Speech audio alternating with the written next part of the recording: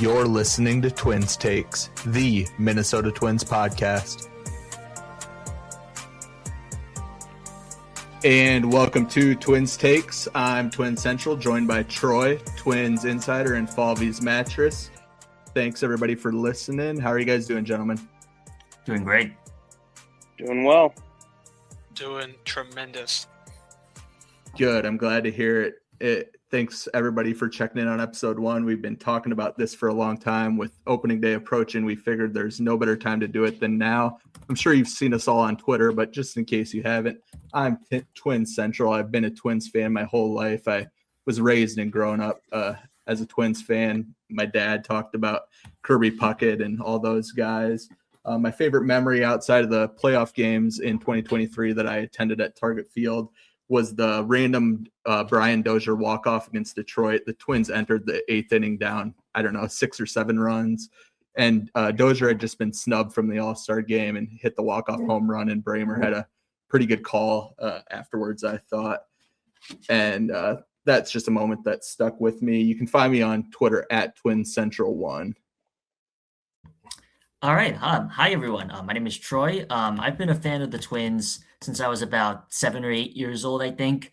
My very first memory of the Twins was Joe Mauer hitting a home run in about 2011. 2011 was the first full season I watched as a Twins fan, and it was not a great season because they lost 99 games, but it made me fall in love with baseball. However, I do remember watching the Casilla walk-off at some point. It might have just been highlights. I don't know, but I do have a memory of it, watching it around the time it happened. And my favorite player was obviously Joe Mauer, but I loved a lot of random 2010s Twins when we were just not good. Some guys off the top of my head, Phil Hughes, Scott Diamond, Aaron Hicks, Oswaldo Arcia, Josh Willingham, obviously. My favorite memory, at least as a Twins fan, was when Joe Mauer hit an opposite field grand slam in Chicago in 2016 against a Cubs team that ended up winning the World Series. We ended up losing that game 13-9, but it was one of my favorite memories just as a baseball fan because it was one of the best atmospheres I ever attended, and the Twins actually looked like they were going to be a good team for once, but they didn't, but still a really good memory. Hey, everybody. I'm a insider, and game 163 is like one of the first sports games I remember, and it still is probably my favorite Twins game. I really enjoyed watching Irvin Santana in the 2010s because he was like, except for the one Phil Hughes year, he was like the first good pitcher we'd had in many, many years. In the recent years, Correa was my favorite position player, and of course now he's not. I really loved Joan Duran. He was my favorite reliever. Now he's not. That's Travis Adams now. I'm really excited for Keishel and Buxton this year, obviously. So yeah, you can find me on Prime Beauregard. That's my X handle. It used to be Prime Popkins, and then he got fired. And then it was Prime Borgs, and then Borgs got fired. And when Beauregard gets fired, it'll be something else next year. And hi, guys. I'm Falveys Mattress. I will say that I am workshopping new Twitter handles right now as we've had an unfortunate parting of ways. My first Twins memory would be I was in my old house with my folks listening to John Gordon's call of Kirby Puckett's home run where he goes, "Touch 'em all, Kirby Puckett." So I've been stuck as a Twins fan ever since then. I've absolutely loved it. I think my favorite memory ever going to a game was Game 2 of the 2023 Wild Card Series. That atmosphere was just electric, and I really hope we can get back to that at some point. Growing up, my favorite player was probably Justin Morneau, and I really missed the Twins having MVP caliber first baseman. I thought Chris Parmelee was going to be that guy for a while.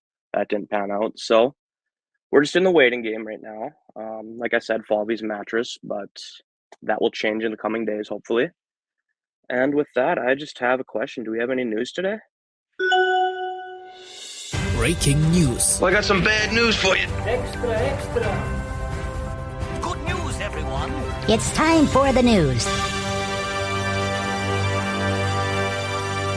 Well, unfortunately, at this point in camp, most of the news seems to be negative rather than positive, starting with Pablo Lopez just having surgery. I think it was yesterday for the torn UCL He had the brace put in rather than the full invasive surgery, but that was a big blow to the Twins. I'm curious what your guys' thoughts are. That really shifted my expectations. Not that I really had too big of ones heading into the year, but without Lopez, I just really don't see a path to them being competitive at all. Yeah.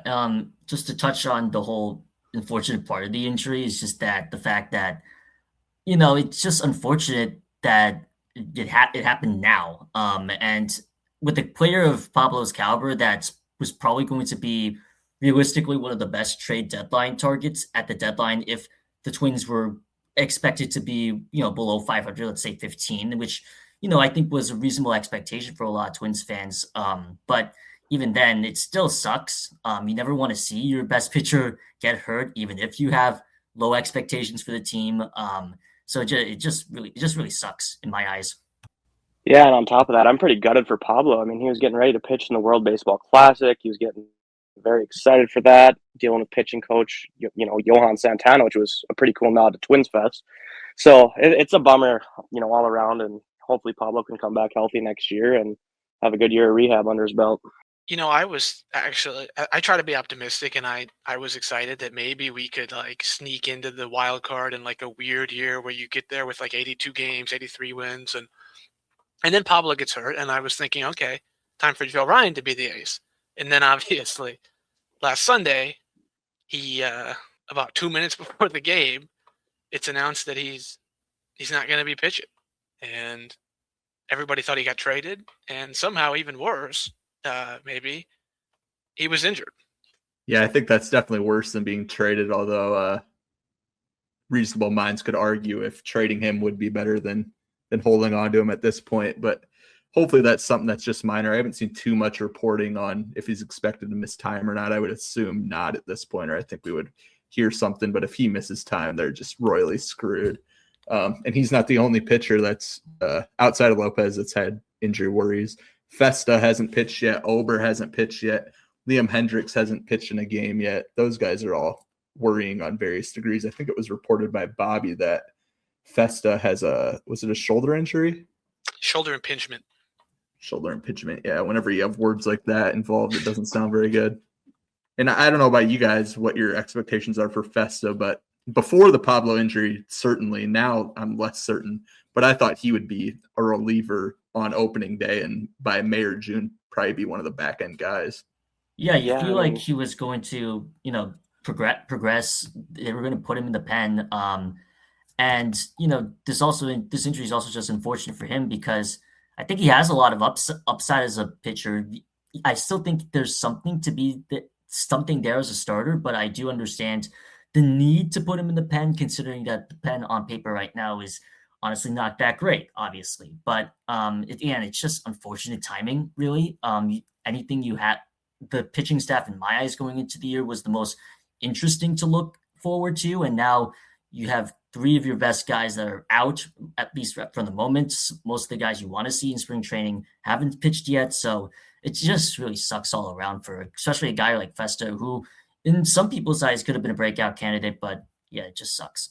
And we'll see how long this takes. It could be a while. We have no idea yet. So as is such, we're just kind of playing the waiting game. And I agree. I think Festa looks really good and is probably heading to be slotted into the pen and hopefully in the back end of that bullpen come May, June. But we'll just have to see what happens with the shoulder at this point. Let's switch to something a little less negative. There was a game today. We did lose to the lowly Pirates, but there were some eye-opening performances in that game. Yeah, I think there was. I think you have to start with Alan Roden. Now, to be fair, I wasn't watching the game that intently, I'll be honest. But, Roden went 3 for 4 today. I think he's really starting to make a push, and we'll talk about it later, but he's really starting to make a push to be one of those outfield bench spots.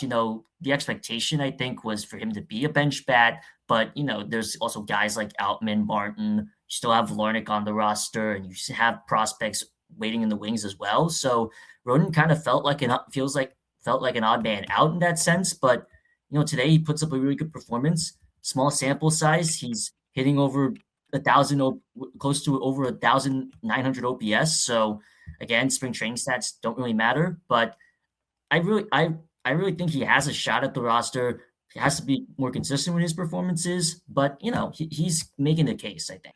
Yeah, going back to Roden, I'm going to get on my soapbox here for a minute. There's no reason to send him back to AAA. He's, 26 years old. You traded one of your better relievers in Louis Varland. And if Varland was still in the Twins organization, he would far and away be their best reliever. Whether he'd be the closer or more used in the fireman role that he was used last year. You did give up value for him. I still think the trade value-wise, it's almost impossible to lose. Like if you're just looking at WAR when you trade a reliever for an outfielder that's already debuted in a fringe top 100 prospect, but you need Roden to be good, and you're not going to find that out by sending him back to St. Paul. He's already proved to be a really good AAA player. He needs to be on the roster, and luckily so far he's 6 for 7 in spring. Not that that means a lot, but he has shown what you wanted to. Yeah, and I think another topic we can bring up is the two pitchers that played today, Simeon Woods Richardson and Zebby Matthews. Again, I didn't watch as much as I would have loved with both these pitchers, but judging by, when I was talking with you guys earlier today in the chat, Woods Richardson was kind of hit around a bit. I saw, according to Baseball Savant, he gave up a lot of barrels. And then with Zebby Matthews, he had a little bit iffiness with his control, it seemed like. But overall, just like, I'm not a guy to overreact to spring training performances, especially on the mound when, some guys are still working on a lot of new things and things they're trying to try out new things and stuff. So, I feel like, both these guys we're going to talk about it later. Zebby might have the spot locked down, maybe not, but, Simeon is probably going to be in the rotation as well. Both guys, just trying to make a case. I didn't seem like both were convincing today, but, this is what we got to work with now with all the injuries. Zebby, like you were mentioning, Troy, it's kind of hard to judge because Zebby was basically throwing mostly cutters. So he was kind of just workshopping, these guys. I think Simeon was like throwing a lot of curveball strikes that were getting hit, just kind of trying things. I guess as spring training goes on, you can start to sort of look at these guys start trying a little harder. The guys who think they're going to be on the team start locking in a little bit. So with that being said, like, what are you guys looking forward to as far as just spring performances, maybe breakouts, things like that? Well, one breakout that we've already seen is Emmanuel Rodriguez. His time was cut short last year with a thumb injury. That's a reoccurring issue, but he already has multiple home runs. I think he's the only Twin with 2 home runs. Correct me if I'm wrong. And like we talked about, we've played a week here, and one of those was against a college team. You can't look into the stats at all, but you'd rather have the guy have 2 home runs than not. And his stroke looks really smooth. He has played good defense. He's played all around the outfield, left, center, and right. I think if he performs like this all spring, I think there's a pretty clear and convincing argument that he should be on the opening day roster. I don't think that's going to be in the cards unless multiple guys get hurt, but I think there's a chance that it could happen. Yeah. You can talk about Emmanuel Rodriguez all you want. There's that thing where he hit a home run hard against Detroit, and the game was only on radio and nobody could see it. It wasn't posted till the next day. Really beautiful swing. He's looked really confident at the plate, I think, in the few plate appearances he's had. And one of the things I want to see this spring primarily is a guy like Rodriguez breaking into camp, whether it could be a guy like Gabby Gonzalez and whether it could be potentially Walker Jenkins. Probably not. Probably needs another to start the year at AAA, but it would be exciting. Could ignite the fan base. Just some young player that can, show a lot of things and prove themselves on the opening day roster. I mentioned that one of my favorite players when I was a kid was in my childhood was Aaron Hicks, and he showed out in spring training that one year in 2014, made the opening day roster, had a slow start, but he eventually became a pretty solid major leaguer.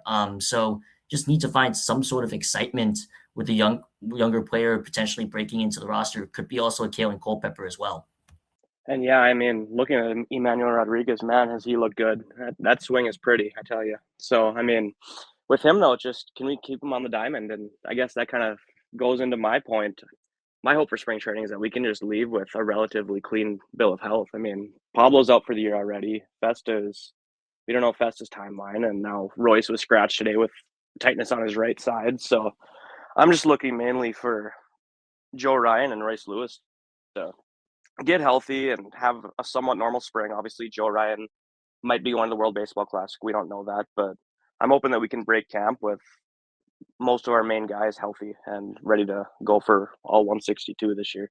Yeah, I mean, of course, I feel like we've had this conversation for like the last 5 years with this organization, but one of my kind of dark horse prospects, even Henry Mendez, got hit on the hand, I think yesterday with a pitch, and there hasn't been any news about the severity, but like that's just what happens with this organization. And we had Julian Merriweather, who's a non-roster reliever. He just kind of randomly threw a pitch. Later, we found out he has a strain of his right side. And it's just the injuries never stop. But I will say that Merriweather, with that already thin bullpen, I'm definitely looking forward to seeing if a guy like Marco Raya or maybe John Klein can take that opportunity, because we thought it was going to be Festa. He's injured, so there's a lot of opportunity for young relievers. And I said I'm a Travis Adams guy, but he got shelled today, so probably not him. Yeah, we'll talk about Travis Adams plenty as he lives in infamy on Twins Twitter. But going back to the Mendez thing, yeah, that's just unfortunate. And that's just something that happens, whether it's spring training or regular season. Guys are going to get hit with pitches and they're going to break their hand or not. That's one of the worst places to get hit, just because there's not really anything to protect the bones there. And then other news, Falvey's Mattress brought up the WBC. Taj Bradley, it was reported yesterday, he was going to pitch for Mexico. I believe he pitched for them in the 2022 WBC, and he was slated to pitch for him again in 2026. But he opted to stay with the Twins. He's going to stay in camp, keep pitching with Pete Mackey, watching a close fly over him. I think that's really encouraging news, because as good as it is for these guys to be able to represent their country, the Twins are the ones signing his paycheck at the end of the day. And with the Lopez injury and, maybe Joe Ryan missing time here, Ober hasn't pitched, as I mentioned earlier, he has a real chance to take the bull by the horns and grab rotation spot. I think it's basically a guarantee that he's going to be in the rotation, much like I talked about with Roden. He has, almost 400 innings. He just either needs to sink or swim at this point. But what were your guys' thoughts on him opting out of the WBC? Yeah, I think it's pretty obvious why they probably asked him to come back, not risk an injury. But again, the rotation already feels a bit thin as it is. You might as well just be able to keep your 24-year-old starter at this point healthy. He's had some injuries before. I just really hope that, he can stay. He stays in camp, focuses on his mechanics more, doesn't have to face the stress of having to pitch in in the most competitive baseball tournament in the world. So, yeah.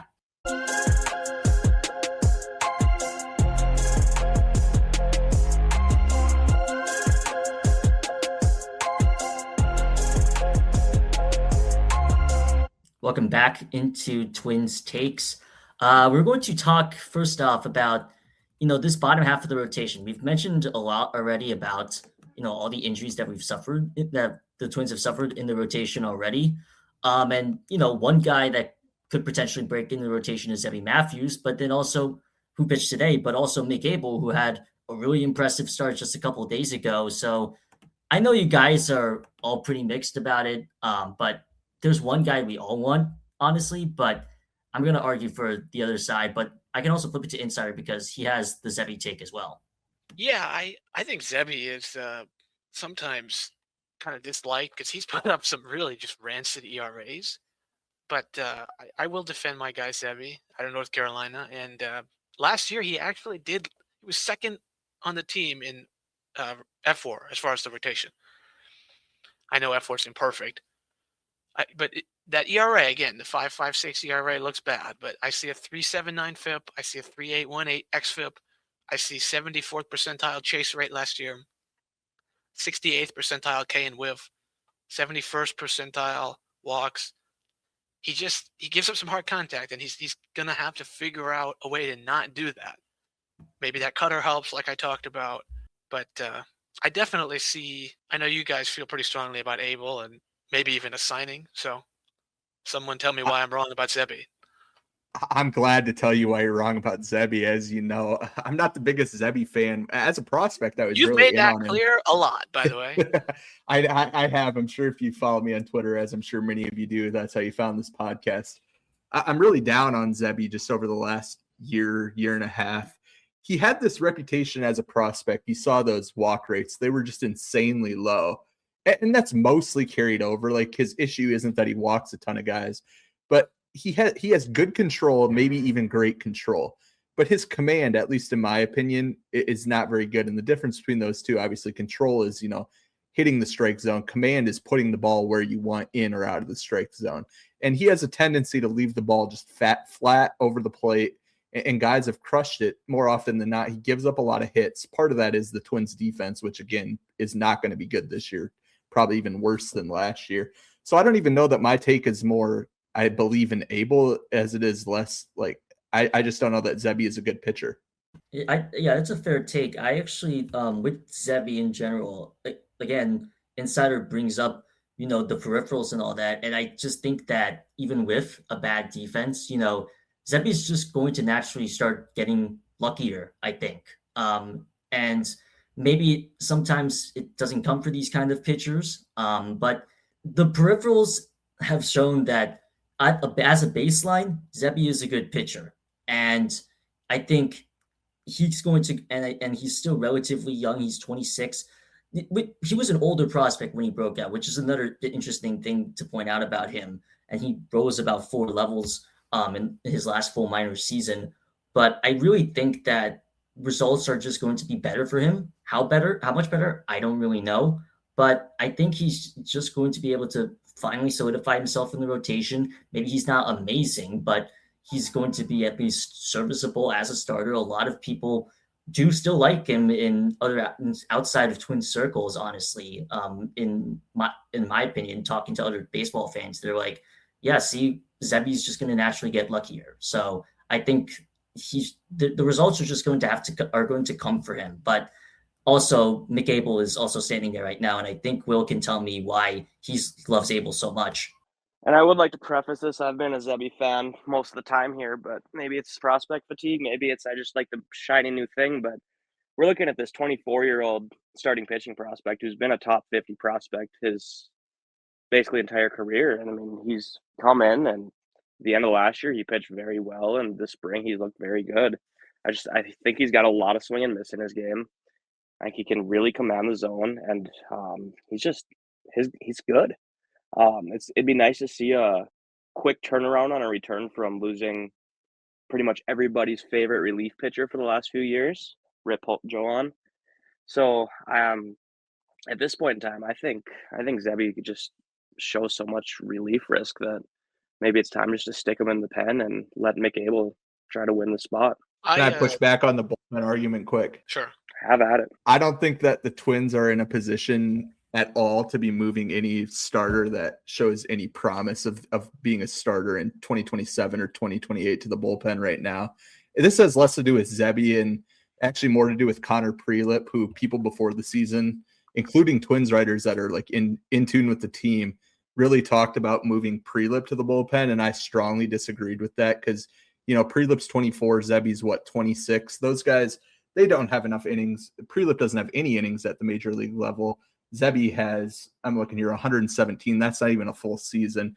There's no reason, in my opinion, for what's going to be a 75, maybe 80 win team to move a guy to the bullpen before you figure out whether they're good or not as a starter. I think the one guy I am open to moving to the bullpen is Festa, just because he's had these injury, worries, and they've carried him this spring now. He's already going to be behind, and I just think less of him as a prospect than basically the rest of the older Twins pitchers. But guys like Prelip and Zebby, I really, really hope they don't move him to the bullpen. But if we do move Prelip to the bullpen, we could have 5 relief pitchers in the bullpen, and that would be cool. 5 lefties. I think Central is kind of right about the not moving guys to relief. I also think it's an interesting conversation because they're all kind of the same guy where they have good stuff. But then this has been Zebby's problem. It's been Abel's problem when he struggled. They just put their good stuff like right down the middle. It's that lack of command.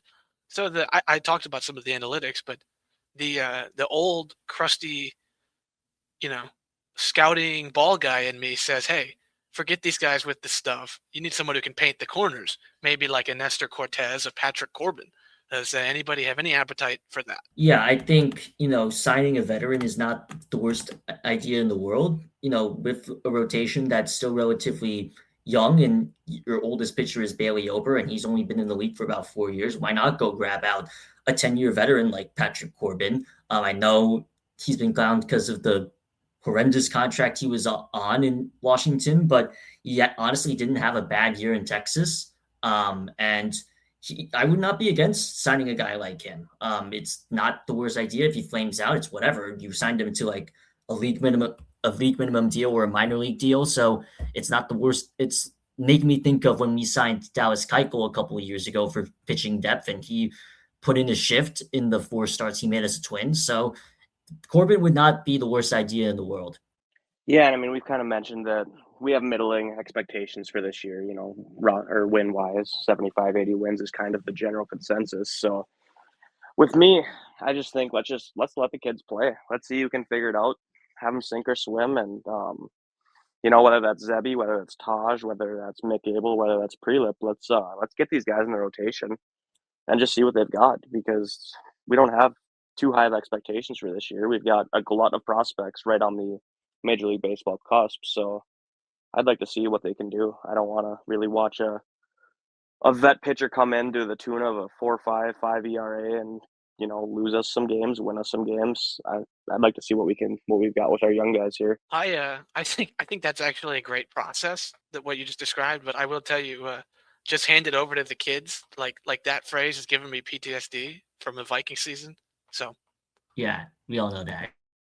Yeah, luckily I'm not a Vikings fan. I follow the great New York Football Jets. Anyway, to get back to the pitching, I absolutely think that they need to bring in an external candidate here, but I definitely don't want a Zach Littell or a Patrick Corbin. I could be convinced on Nestor Cortez. I know that Falvey, when he was here, they were linked to him a lot.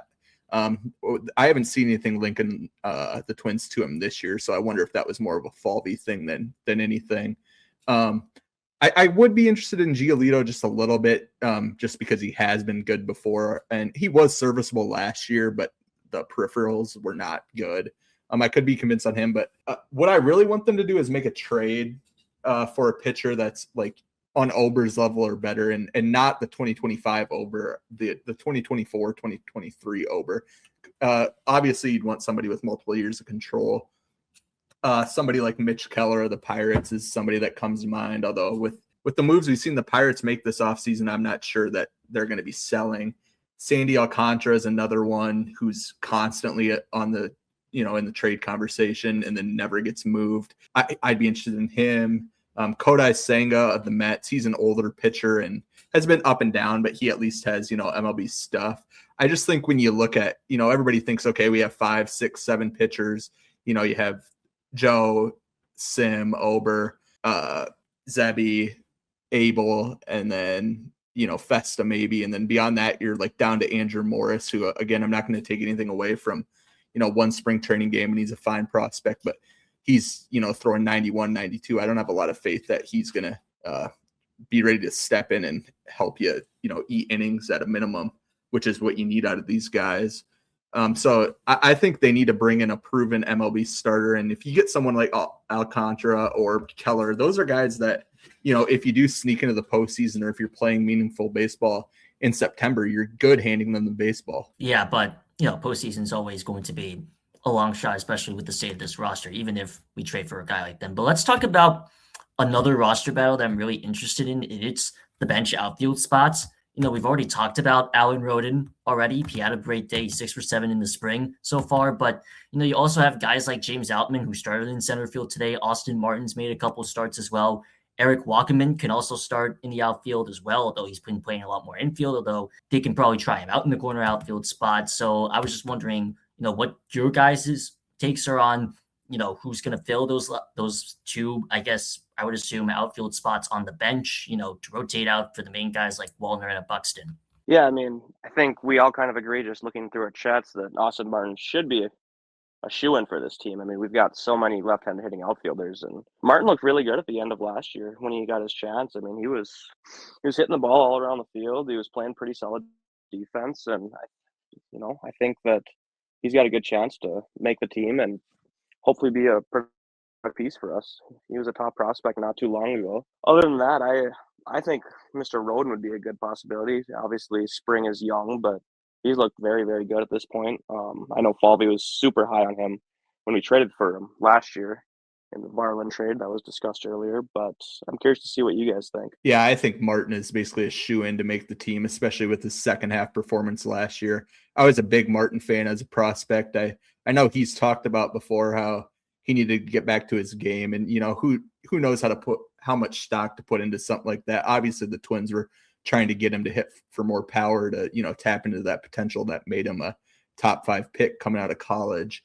But last year he was back to spraying the ball all over the place.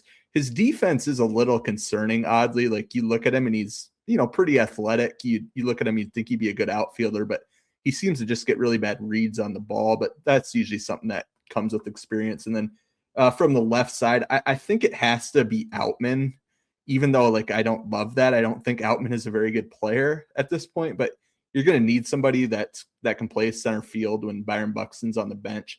In theory, Roden could fill in for you there, but I don't think he's played there in spring at all, and I don't remember him playing there last year in the limited times.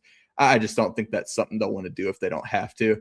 So as much as I hate to say it, I think Outman has to make the team, unless they're going to play Kreidler there, I guess, which isn't really worth talking about either. He can't hit it at all. I do think Roden did play he came into center in 1 or 2 games last year, if I remember. But I think Martin will definitely be on the team, not just as he can hit, but he can pinch run. He can pinch hit in the 6th, 7th inning. You get that pinch runner. They bring in that lefty reliever. He definitely has a role. I'm a little curious about Wagaman. Allegedly, he can play some corner. That would be a train wreck defensively, but if he hits, I could see that. I mean, an outfield defensive like Wagaman, Outman, Larnach, I'm so scared that's going to come up. Yeah, they'll be rolling that out in September for sure. I don't know what it is about Wagman, probably just the fact that he comes from the Marlins, but he gives me strong Jonah Bride vibes, who I was obviously not a fan of. So I don't have much faith in him. And as you said, you look at his Baseball Reference or Fangraphs page and they list him as, a left fielder, but he doesn't look like he's capable of playing the corner outfield at all. And the bat hasn't been very good up to this point anyway. Some of the underlying metrics are interesting. And then, part of this conversation goes back to Trevor Larnach. If Larnach isn't on the roster, Martin takes a bigger role. You can fit Roden in better. But how shocked are you guys that Larnach is still here? And seemingly there's, there might be a plan to trade him, but it takes 2 to tango. Yeah, it's been something that's been irking me for the last couple of months. We've already mentioned how many outfielders they have, and especially left-handed hitting outfielders, which was just a Falvey specialty. And now, you're stuck with, Larnach on the roster, and he's a fine player. I'm not saying he's a bad player, but even on a team that's, between a 75, 80 win team, he just feels redundant. And it feels like you want to give opportunities to guys behind him that have a little bit more upside, because I feel like, we might have seen what Larnach's full potential is. And, he could also hit for 20 home runs this year. He certainly has the power to do that, but I'm just almost kind of done with him just as on the team right now, because he just doesn't really seem to fit what they're looking for. We're kind of talking about here on the side about, also Cody Clemens, another left-handed hitting player who can also play first, he can also play second. He's played corner outfielder, and, he's also a guy that can also hit for 15 home runs. Ideally, he hit 19 last year and was a really good waiver wire pickup. And I feel like he's going to, have us stay on the roster as primarily hitting against righties. And if he hits for, around the 15 home run limit again, maybe even closer to 20, that would be really good for the Twins, honestly, to have a consistent potential power bat, who also might strike out a lot, but can still, he has the power in him. And I feel like Cody showed enough where, it also just doesn't really make sense that Larnach is still on the roster in my eyes. Yeah, I agree with that. If you gave me the choice between the two of them just for 2026, I honestly think I would say I'd rather have Cody Clemens hitting. And defensively, I think they're probably pretty similar. You don't want either of them playing in the corner outfield, but it wouldn't surprise me if the numbers grade Clemens out as a better corner outfield defender. When he was acquired, I made the joke that this team's at an all-time low trading for a guy that's never hit. And then he came here and just absolutely mashed and had good underlying metrics. And honestly, in the offseason, I was on board with them not bringing in a first baseman at all, at least of the Josh Bell caliber. If they could have got into the Ryan O'Hearn market, I would have been more interested. But at this point, I think Clemens is one of the best 9 hitters on the team. I don't think he's going to get the at-bats, at least when everybody's healthy, to play that out. But I'm a fan of Clemens and not really a fan of Larnach. Although I do think Larnach at this point has become a little overly hated on. He is a league average hitter, which for this lineup is one of the better hitters. The defense isn't pretty, but he can hit. Yeah, I'm not saying he can't. It's just, I feel like there's a lot more upside that on the roster that's on in the organization even right now. And you just think you can do better compared to Larnach when you have a Rodriguez and potentially Rodin even outplaying Larnach. But if he is on the opening day roster, I'm not going to complain about it because he's proven himself at this level. It's just, again, the amount of players that could take his spot up is a lot, and I'm just a little frustrated that they haven't done anything to get any value, at least for the moment. Yeah, I think the Larnach, I know Central said he's kind of overhated. I think the Larnach hate, if you want to call it that, it's more about the situation is kind of symbolic of kind of how the team building has just gotten completely lost. Larnach is mostly DH, and Clemens had that interesting year playing first.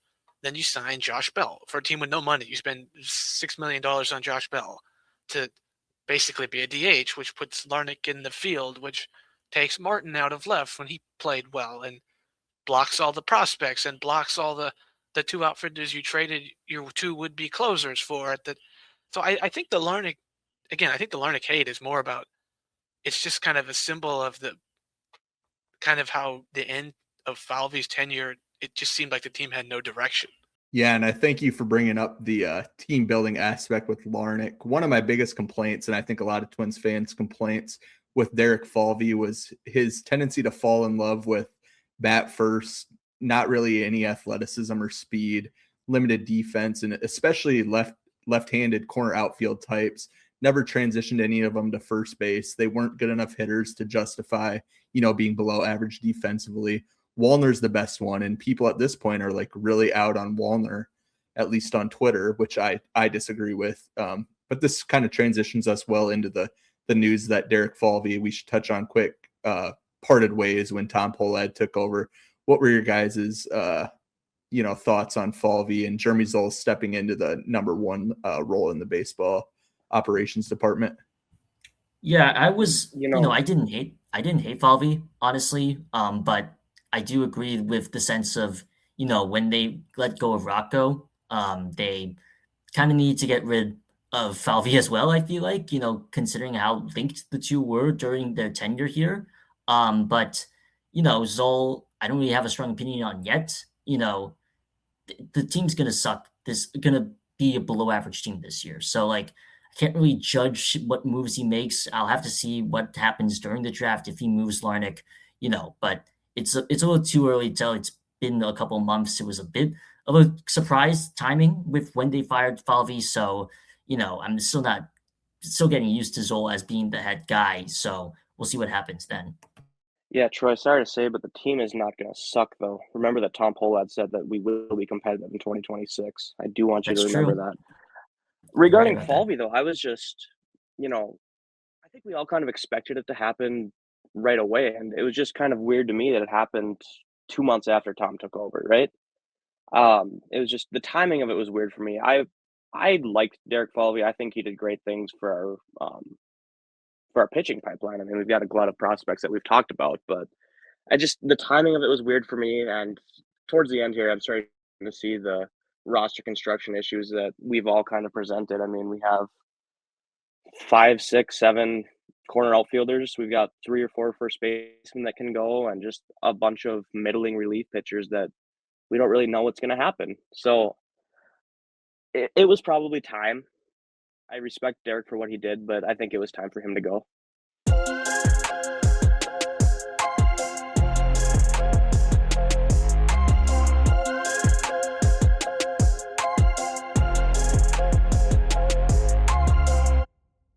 So it wouldn't be a first episode without us laying our hottest takes for the 2026 Twins right now. The hot take that I have is that the Twins are going to trade or sign a player before opening day that's making significant money. By significant, I guess I should define that. I'm going to say $5, $10, $15 million. The names that I'm really thinking of are those three pitchers that I talked about earlier, Sandy Alcantara, Mitch Keller, or Kodai Senga. And then on the hitter side, you have Isaac Paredes, who is on Houston. His name is really floating in the trade market.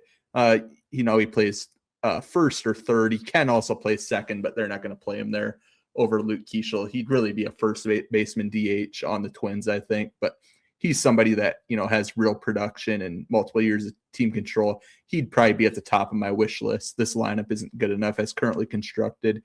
He could really push him in the right direction. I'm curious to see what you guys have. Yeah, my hot take for specifically this season, I think the pitcher with the highest WAR on the roster, that's going to finish with the highest WAR on the roster, is probably honestly going to be Bailey Ober. And, I've been made my point clear on Twitter that Bailey Ober is not really good right now. And he was not great last year, and the injuries were really annoying, came back, and he wasn't very good. And I've been hating on him basically all offseason and from the back end of last season. That being said, he is the most experienced starting pitcher right now that we have. And I think that more likely than not, I also tweeted this out, more likely than not, he's going to be closer to 2023, 2024 production. Yeah, I think if the Twins want to get back to, being in the conversation in the second half of the year, that's probably something that has to happen. He needs to take that step forward. Like you mentioned, he's the veteran on the team. And I don't really think your take is all that far-fetched. If the Twins aren't going to be competitive, you have to assuming that he's healthy, Joe Ryan is going to be pitching for another team in the second half of the season. And then, you're looking at who's going to have the most WAR, Bailey Ober, Simeon Richardson, or one of the guys that we're not is even sure is going to be in the rotation. So I really don't think that is far-fetched at all. And honestly, I hope that's something that happens, because if it does, it'd be huge for just the health of the organization. Insider, what do you have for us? Well, you mentioned how important some of these rotation arms are. Of course, the story I get probably all year is going to be the bullpen blowing games. And we'll talk about this bullpen plenty. I'm sure we'll probably complain about it plenty. I'm not a believer in Liam Hendriks as the closer, unfortunately. So I do believe that the guy with the most saves at the end of this year, not Cole Sands, not Liam Hendriks, not Andrew Chafin with his 83-mile-an-hour four-seamers. It's going to be Marco Raya. Mattress, do you have anything for us? Yeah, I've got a little one. We need something to cheer about, right? It's been a pretty tough few years since the end of 2023. So I'm going to say that my hot take is our outfield will have 2 top 10 rookie of the year point getters or vote getters between Mr. Emmanuel Rodriguez and Mr. Walker Jenkins. I think there's a good chance that Rodriguez can be up mid-May, and hopefully we can get Jenkins up sometime in June, assuming health. So I'm cheering for those two to really kind of spark something in this organization. We need a youth takeover of sorts. So I'm hoping those can be the guys. I really like that prediction. If they're both up long enough to get enough at bats, I think that's certainly realistic and almost maybe even expected. Certainly with Emma, if he's up in mid-May or maybe even earlier, like most of us expect, he should be one of the best hitters on the team. And then Jenkins obviously has the talent. Anybody have any parting words for us before we part ways? Don't overreact to spring training results. I know there are some players that we'd like to see, look really good, and there has been guys that look really good, but overall, it's not indicative of the season that they might have. So I just want to thank, everybody that's tuning in right now. This is the start of a journey for us. We hope it is a long-lasting journey, and that's something we can do together with you guys. So thanks for listening to us grumble about the Twins, and hopefully we can have some more good episodes here in the near future. Yeah, if you guys made it all the way through here, thank you so much. Leave a hot take in the comments on whatever platform you're engaging with this on. We'd love to see your takes. Maybe we'll read off a couple of them if they're really good in the next episode. Yeah, just to echo those guys' sentiments there at the end, we really thank anyone and everyone who tuned in, and especially has made it this far. I know this is probably going to be a 45-minute podcast or so, and it's episode 1. we appreciate everybody who's tuned in, whether that's YouTube that's Twins Takes on YouTube. And then we're also on Instagram at Twins Takes Podcast and TikTok at twins.takes. You can find us on all those socials as well as wherever you get your podcasts. We'll catch you guys soon.